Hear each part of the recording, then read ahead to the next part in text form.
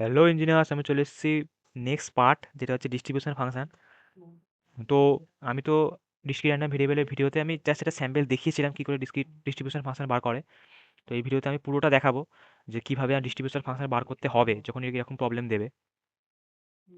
তো ফার্স্ট হচ্ছে, এবার তোদের একটা জিনিস বলে দেওয়া ভালো, যেটা হচ্ছে এইখানেতে হচ্ছে তোরা দেখ এরকম ক্যাপিটাল এক্স, সেটা ওই ভিডিওতে একটু প্রবলেম মানে মিস্টেক হয়েছিল। এখানে ক্যাপিটাল এক্স থাকবে আর ভেতরে স্মল এক্স থাকবে। তোরা এরকমও লিখতে পারিস, অথবা সিম্পল এরকম লিখে দিতে পারিস। দুটোই ঠিক, কোনোটাই ভুল নয়, দুটোতেই নাম্বার পাবে। তাহলে আমাকে এটা বার করতে হবে। তাহলে এটা মুছে দিই, এটা এটা আমি পাশে লিখবো। আমি এটাই লিখলাম, এটাই লিখলাম, ঠিক আছে। এবার আমাকে ডিস্ট্রিবিউশন ফাংশনটা বার করতে বলেছে। এবার ডিস্ট্রিবিউশন ফাংশনের প্রথম যে ভ্যালুটা তোরা লিখবি, প্রথম ভ্যালুটা লিখবি হচ্ছে জিরো। প্রথম ভ্যালু হচ্ছে জিরো। জিরো হবে রেঞ্জ, আর পাশে পাশে রেঞ্জ লিখবি। ইনফিনিটি, মাইনাস ইনফিনিটি থেকে ওয়ান। কেন মাইনাস ইনফিনিটি থেকে ওয়ান? আর আরেকটা যেটা কথা, এই যে এফ অফ এক্স, এটা কিন্তু ক্যাপিটাল এক্স হবে না। কেন ক্যাপিটাল এক্স হবে না? কারণ আমরা স্মল এক্স মানে এটাই বোঝাচ্ছি যে র্যান্ডম ভেরিয়েবলের পার্টিকুলার একটা ভ্যালুর জন্য। কারণ আমরা প্রথমে ডিস্ট্রিবিউশন ফাংশনে দেখিয়েছিলাম না যে এক্স হচ্ছে একটা র্যান্ডম ভেরিয়েবল যার value small X one small X two, তো সেইটার জন্য একটা এক্স, স্মল এক্স হলো। তাহলে মাইনাস ইনফিনিটি থেকে ওয়ানের মধ্যে ভ্যালু হচ্ছে জিরো, কিছুই নেই। আমার তো শুরুই হচ্ছে এ থেকে, ভ্যালুটা শুরু হচ্ছে। এবার বেসিক্যালি এখানে জিরোর জন্য ভ্যালু আমাদের জিরোই ছিল, তো ওটা আমি নাও ধরতে পারি, ওটা অসুবিধা হয় না। এখানে ওয়ান অব্দি ওই জন্য নিয়েছি। জিরোর জন্য কোনো যদি ভ্যালু থাকতো তাহলে নেওয়া হতো, কিন্তু জিরোর জন্য আমাদের ভ্যালু জিরোই, ওই জন্য আমরা জিরো অব্দি না লিখে এখানে ওয়ান অব্দি লিখে দিয়েছি। বোঝা গেল? কিন্তু যদি জিরোতে ভ্যালু থাকে তাহলে কিন্তু এখানে জিরো লিখতে হবে। যেহেতু জিরোতে কোনো ভ্যালু নেই তাই আমরা ওয়ান অব্দি লিখেছি, যেখানে ভ্যালু আছে। যে পয়েন্ট থেকে শুরু হয়েছে সেই ফার্স্ট নিয়মই হচ্ছে মাইনাস ইনফিনিটি থেকে যে পয়েন্টে ভ্যালু আছে সেই অবধি লেখা হলো। তারপরে এবার দেখে নে তারপরে ভ্যালুটা কী হবে। তারপরে ভ্যালুটা এভাবে লিখবি, ভালো করে যেমন দেখাচ্ছি মন দিয়ে দেখ। এটা হলো লেস দ্যান টু। এবার তারপর হচ্ছে মাইনাস ইনফিনিটি থেকে ওয়ানের মধ্যে কোনো ভ্যালুই নেই। তারপরে হচ্ছে টেবিলে আমরা কি দেখতে পাচ্ছি যে ওয়ান, ওয়ান একটা ভ্যালু আছে, টু একটা ভ্যালু আছে। এবার যেহেতু এটা ডিসক্রিট তাই প্রতিটা পয়েন্ট অফ টাইম আমি ভ্যালু পাবো। সে কারণে কি লিখবো, এক্সের ভ্যালু ওয়ান এবং টু এর মধ্যে আছে ইনক্লুড ওয়ান। সব সময় ধর আমি, তারপরে আমার কাজ হচ্ছে ফার্স্টে জিরো থেকে ওয়ানের মধ্যে বা বার করলাম, মানে ফার্স্টে মাইনাস ইনফিনিটি থেকে ওয়ানের মধ্যে বার করলাম, একটা ভ্যালু লিখলাম। তারপরে বার করবো হচ্ছে ওয়ান থেকে টু এর মধ্যে। তো যখনই ওয়ান থেকে টু এর মধ্যে বার করব, আমরা কিন্তু এই আগের অবধি ইনক্লুড করব। আবার যখন টু থেকে থ্রি এর মধ্যে বার করব, তখন টুকে নিয়ে পুরোটা ইনক্লুড করব, মানে এরকম ব্যাপার আর কি। যখন ধর টু থেকে থ্রি এর ভেতরে বার করব, তখন আমরা প্রথম থেকে ইনক্লুড টু ক্যালকুলেট করব। যখন আমরা টু থেকে থ্রি ক্যালকুলেট করব, তখন আমরা প্রথম থেকে ইনক্লুড টু অবধি ক্যালকুলেট করব।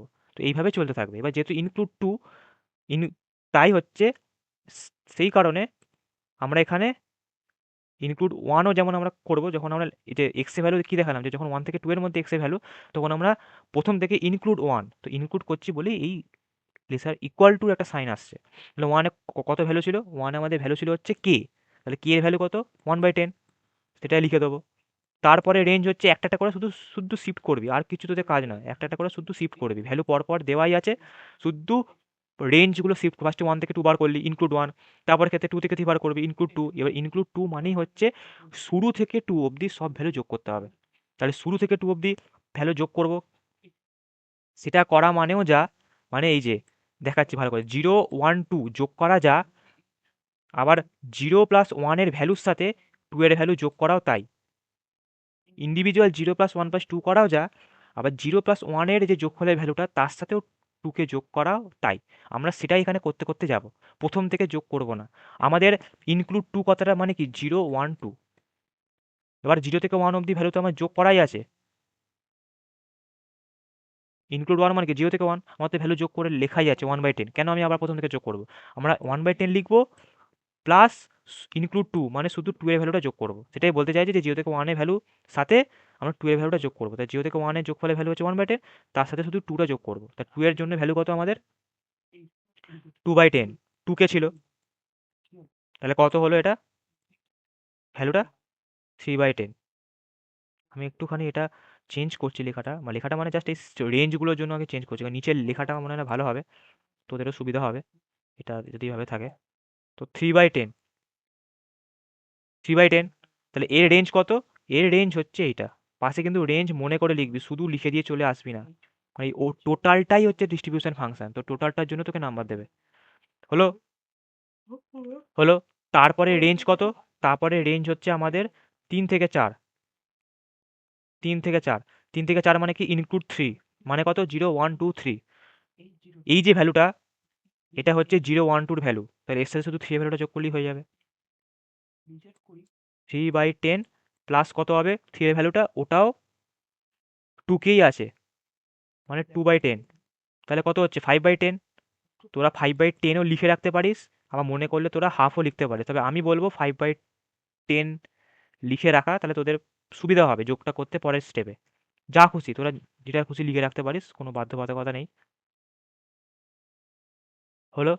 আর রেঞ্জগুলোকে পাশাপাশি লিখবি, আমার একটু বেঁকে যাচ্ছে কিন্তু তোরা পাশাপাশি লিখবি। হলো? 4 5, 4 থেকে 5 এর মধ্যে, তাহলে আগের অবধি যে ভ্যালুটা পেলাম সেটা হচ্ছে আমরা 0 1 2 3 এর পেলাম। এই যে ভ্যালুটা এটা হচ্ছে আমাদের 0 1 2 3 এর ভ্যালু, তাহলে এর সাথে শুধু 4 এর ভ্যালুটা যোগ করলেই হয়ে যাবে। যোগ করো। 5/10, 4 এর ভ্যালু কত আছে? 4 এর ভ্যালু আছে আমাদের 3k, মোস্ট প্রবাবলি হ্যাঁ 3k আছে। তো 3k মানে হচ্ছে 3/10, 3/10 মানে কত? আমাদের 8/10, যেটা মানে 4/5, সেটাও লিখতে পারিস, 8/10ও লিখে রাখতে পারিস, যা খুশি, কোনোটাই ভুল নয়। এটা হচ্ছে এর ভ্যালু। তারপরে স্টেপ, স্টেপ নয় মানে তারপরে ক্যালকুলেশন আর কি। তারপরে কি ক্যালকুলেট করব? 5 থেকে 6 ভেতরে, 5 থেকে 6 ভেতরে, 5 থেকে 6 ভেতরে আমাদের ভ্যালু বার করতে হবে। এই অবধি যে ভ্যালুটা আমরা পেলাম সেটা হচ্ছে আমরা 0 1 2 3 4 পেলাম, মানে 8/10টা হচ্ছে আমাদের 0 1 2 3 4 এই অবধি যোগফলটা পেলাম। তাহলে শুধু 5টা অ্যাড করলেই হয়ে যাবে, কারণ ইনক্লুড 5, তো 0 থেকে 5 অবধি সবার যোগফল, তো 0 থেকে 4 অবধি আমি যোগফল তো 8/10 পেয়েই গেছি। তাহলে আবার কেন আমি প্রথম থেকে যোগ করবো? 8/10 এর সাথে শুধুই 5-এর মানে 5 পয়েন্টের যে ভ্যালুটা সেটা শুধু যোগ করবো, তাহলে 8/10 যোগ করব। কত যোগ করব আমরা 8/10 এর সাথে? 5-এর ভ্যালুটা, তো 5-এ কত ভ্যালু আছে? কে স্কোয়ার, তো কে স্কোয়ার মানে কত? 1/100। তো এটা আমরা কত পেলাম? যেটা আমরা একটু আগে একটা প্রবলেম করলাম যে x <6, ওটাই এই ভ্যালুটা, 81/100, 81/100। তারপরের যে স্টেপ, তারপরের স্টেপ হচ্ছে, মানে স্টেপ নয় মানে তারপরে ধাপ, আর আমাদের দুটো রেঞ্জই বাকি আছে। তারপরে আমরা কি করব? 6 থেকে 7 এর মধ্যে ইনক্লুড 6 কত হবে?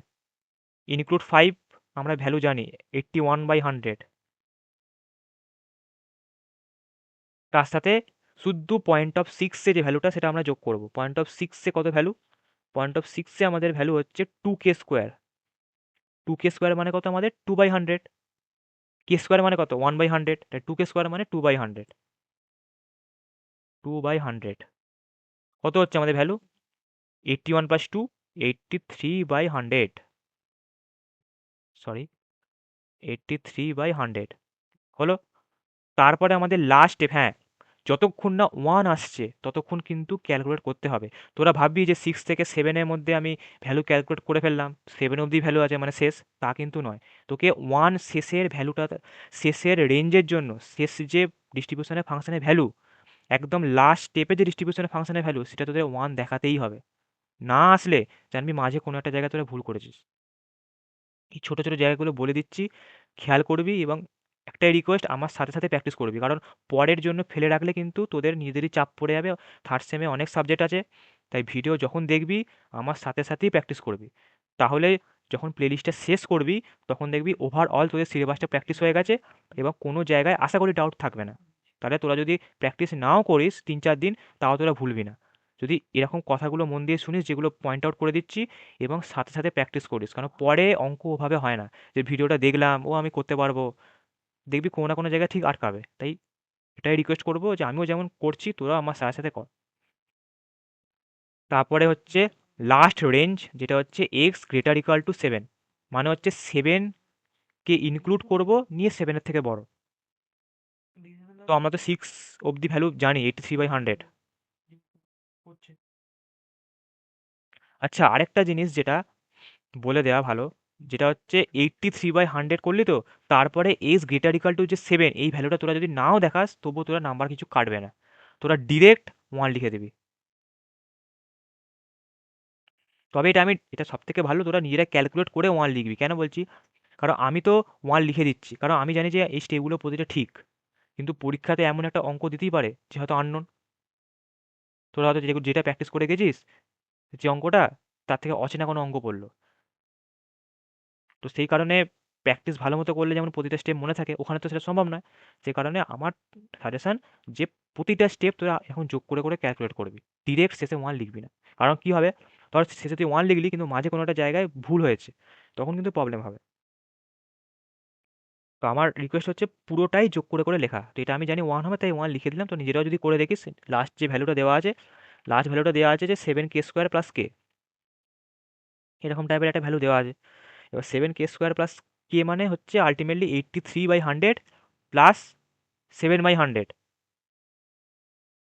এরকম সামথিং একটা কিছু হবে।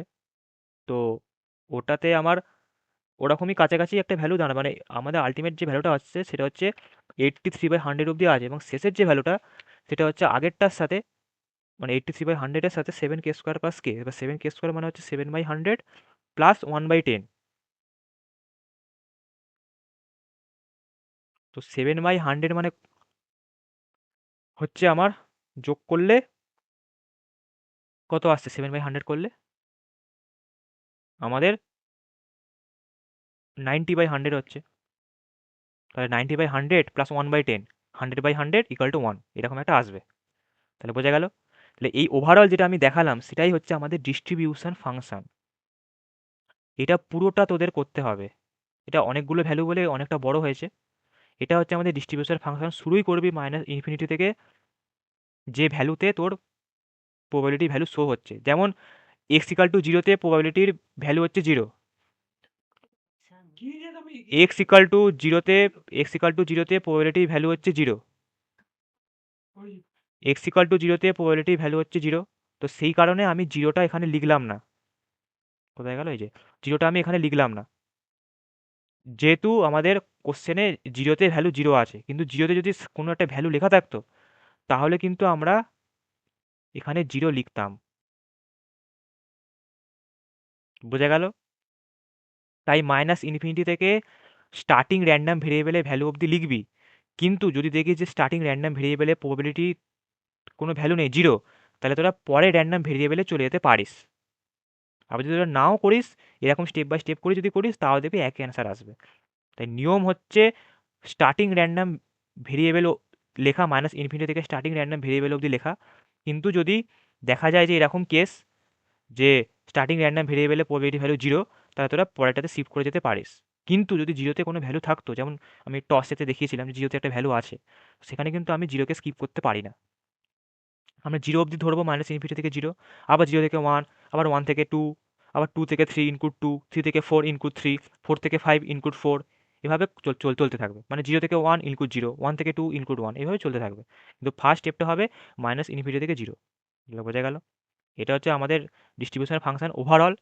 আরেকটা যে ছোট কোশ্চেন এখানে দেওয়া আছে, যেটা হচ্ছে এটা দিতেও পারে নাও দিতে পারে, তো জাস্ট এটা দেখে নে। এই এই কথাটা মানে আমরা কি জানি, ডিস্ট্রিবিউশন ফাংশন আমি কিন্তু দেখিয়েছি যে ডিস্ট্রিবিউশন ফাংশনের ফর্মুলা এটা হয়। তো এক্স হচ্ছে একটা পয়েন্ট, কোন পয়েন্টে, মানে মিনিমাম কোন পয়েন্টে এই ডিস্ট্রিবিউশন ফাংশনের ভ্যালু গ্রেটার দেন 0.5। তো ডিস্ট্রিবিউশন ফাংশনের ভ্যালু 0.5 কোথায় সেটাকে আমরা দেখে নিই। আমরা তো ক্যালকুলেট করেছি, এই যে ভ্যালুটা 5/10 মানে কত, 1/2, 1/2 মানে কত, 0.5। তাহলে এই পয়েন্টটা হচ্ছে না, মানে আপ টু প্রথম থেকে এই পয়েন্ট অবধি কোনো ভ্যালু হবে না। তাহলে এটা যদি আমাদের 5/10 মানে 0.5, তাহলে 5/10 মানে 0.5, মানে 0.5 থেকে বড় চেয়েছে, মানে অবভিয়াসলি ওর পরের যে রেঞ্জটা সেটাই হবে। 8/10 মানে হচ্ছে 0.8। তাহলে আমার ডিস্ট্রিবিউশন ফাংশনের যে ভ্যালুটা আমাকে ডিস্ট্রিবিউশন ফাংশনে চেয়েছে, কারণ P of X less than x মানে হচ্ছে এফ অফ এক্স, তো ওটার ভ্যালু 0.5 এর থেকে বেশি কোন পয়েন্টে, অবভিয়াসলি এই রেঞ্জে আমাদের ভ্যালুটা 8/10, মানে আমাদের 0.5 থেকে বেশি, মানে 0.8 0.5 থেকে বেশি, তাই তাহলে এই রেঞ্জে আমাদের ভ্যালুটা 0.5কে ক্রস করে গেছে, কিন্তু আমাকে রেঞ্জ জিজ্ঞেস করেনি, আমাকে জিজ্ঞেস করবে পয়েন্ট। তাহলে পয়েন্ট কি লিখবো? দেখ এখানে এই দুটো ভ্যালুর মধ্যে 4 আর 5-এর মধ্যে একমাত্র 4-এতেই কিন্তু ইকুয়াল টু সাইন দেওয়া আছে। তাহলে আমাদের এই যে অ্যান্সারটা হবে, এই অ্যান্সারটা কি হবে? এই অ্যান্সারটা হবে এক্স ইকুয়াল টু 4। যেটা তোদের জানতে চাইবে যে what is the smallest value of X such that, এইটা P of X less than equal to X এটাতে 0.5। তো যখন এরকম কোশ্চেন দেবে যে what is the smallest value of X, তোদের ফার্স্ট কাজ হচ্ছে ডিস্ট্রিবিউশন ফাংশনের টেবিলটাতে যাওয়া, দেখা যে কোন রেঞ্জে ভ্যালুটা 0.5 থেকে ক্রস করে গেছে, সেটা মার্ক করবি, নিয়ে যেখানে ইকুয়াল টু লেখা আছে যেমন এইখানে, সেই পয়েন্টটা তোদের অ্যান্সার হয়ে যাবে, ওটাই হচ্ছে মিনিমাম পয়েন্ট। তাহলে বোঝা গেল, মানে সেটা হচ্ছে স্মলেস্ট ভ্যালু। তাহলে বোঝা গেল যে এরকম টাইপের প্রবলেম দিতে পারে, ঘাবড়ানো কিচ্ছু নেই।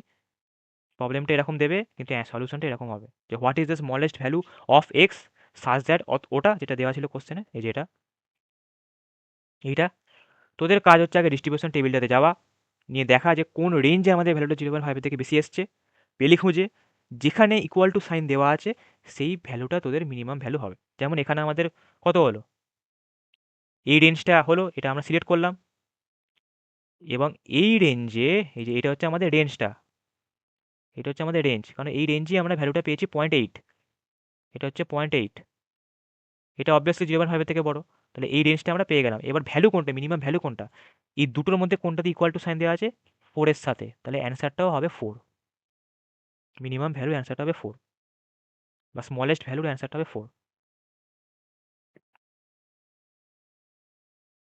তাহলে বোঝা গেল, আমি এখানে লিখে দিচ্ছি, দেখে নে আরেকবার।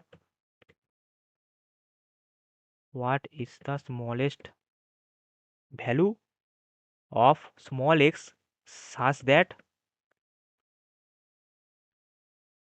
P of capital x laser equal to small x greater than 0.5।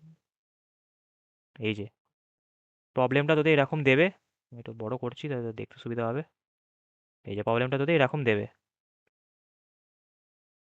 এরকম দেবে তোদের এখানে, তাহলে অ্যান্সারটা কী হবে, এক্স ইকুয়াল টু 4।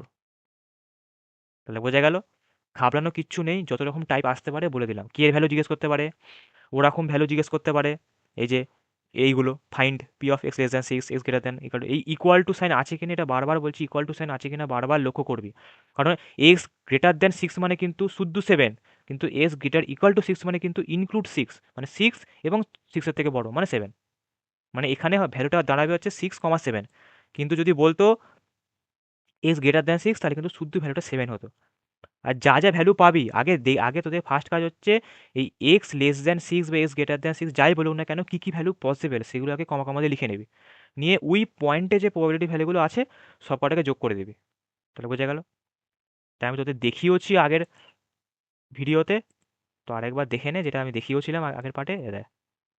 আগে এরকমভাবে ফার্স্ট কাজ হচ্ছে পয়েন্টগুলোকে বার করা, আইডেন্টিফাই করা যে কী কী পয়েন্ট হতে পারে 6 থেকে কমে, নিয়ে সেগুলোকে এভাবে লিখবি, এভাবে লিখবি, লিখে ওই পয়েন্টে যে ইন্ডিভিজুয়াল প্রবাবিলিটিগুলো লেখা আছে পরপর যোগ করে লিখবি যেমন আমি লিখেছি, নিয়ে ভ্যালু বসিয়ে নিবি কে এর, নিয়ে ক্যালকুলেট করে নিবি, এই তো স্টেপ। তাহলে আশা করি বোঝা গেছে,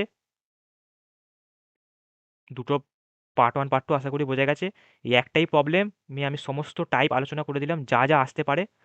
আশা করি কোনো অসুবিধা নেই, যদি অসুবিধা থাকে কমেন্ট করবি, এবং বেশি বেশি করে শেয়ার করবি, সাবস্ক্রাইব করে দিবি, যাতে এরকম আরও ভালো ভালো ভিডিও পাস। আর একটাই রিকোয়েস্ট, আমার সাথে সাথে প্র্যাকটিস করবি, কারণ আমিও যেমন তোদের সাথে সাথে করছি, তোরাও আমার সাথে সাথে করবি, তাহলে এই ভিডিওটা দেখা তোদের সার্থক হবে। কারণ এতক্ষণ ভিডিও দেখে যদি প্র্যাকটিসই না করিস তাহলে তোদের কিন্তু লাভের লাভ কিচ্ছু হবে না। কারণ পুরো প্লেলিস্টটার পেছনে যদি তোরা টাইম দিস তাহলে কিন্তু পুরো সিলেবাসটা তোদের কভার হয়ে যাবে, আর কোনো জায়গা থেকে কোনো কিছু প্র্যাকটিস করার দরকার পড়বে না। যদি সময় থাকে অবভিয়াসলি প্র্যাকটিস করবি, কিন্তু কনসেপ্ট পুরো বিল্ড হয়ে যাবে। তাহলে বোঝা গেল, bye bye. Just take it easy.